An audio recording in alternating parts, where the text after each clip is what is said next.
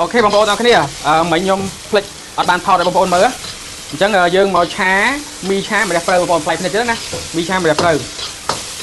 ហើយនៅនេះគឺយើងមានស្ដាយគួរយើងមានសាច់មាន់យើងមានប៉ាតេហើយយើងខ្ទឹមសយើងដាក់លាយឈ្ងុយមកហើយយើងចាក់សាច់ចាក់បន្លែយើងចូលមកកូរឲ្យឈ្ងុយមកហើយយើងចេះទឹកចូលមីឆាម្រះព្រៅបងប្អូនបន្ទាប់មកយើងប្រើទឹកសរបស់យើងទឹកសគឺទឹកសឆាយើងហ្នឹងឃើញថាវាខាប់ល្អណាទឹកសឆាយើងហ្នឹងអញ្ចឹងយើងប្រើវាតែមួយវែកទេណា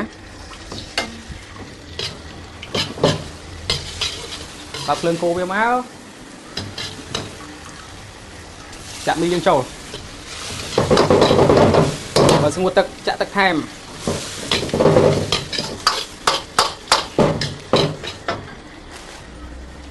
ហើយយើងដាក់ជាមួយនឹងម្រះព្រៅយើង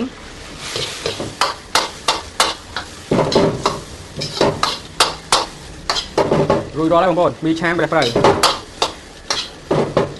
អូខេអញ្ចឹងយើងឆាជាមួយនឹងទឹកសពិសេសរបស់យើងណាទឹកសហ្នឹងដូចខ្ញុំបញ្ជាក់អញ្ចឹង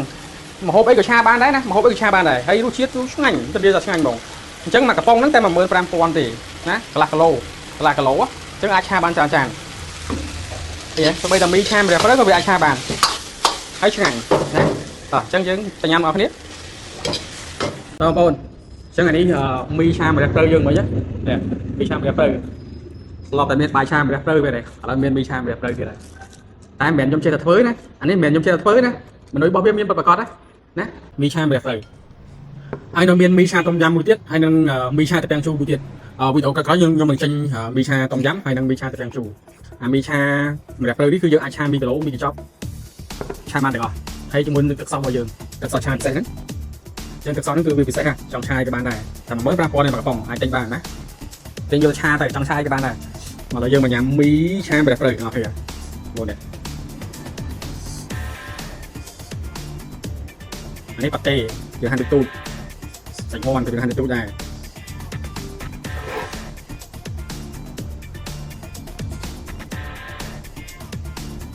ជាតិ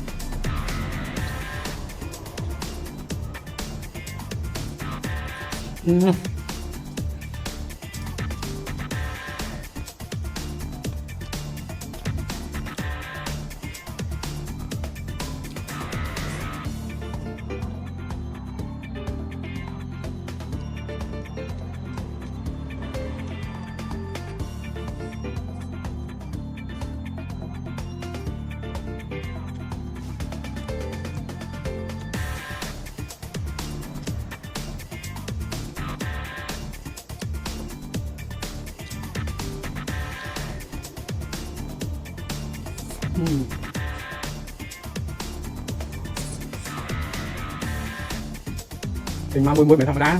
nên chưa nhá đừng thắt lâu chưa tiệm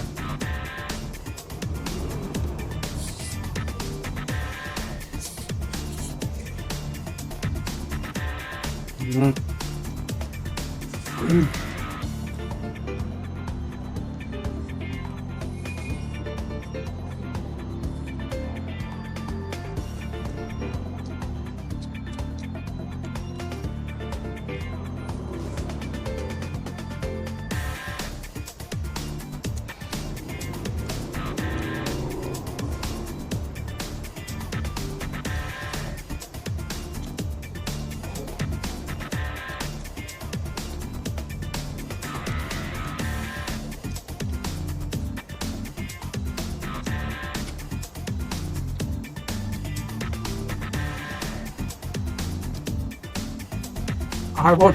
sao tầm tê hả đấy bao nhiêu ạ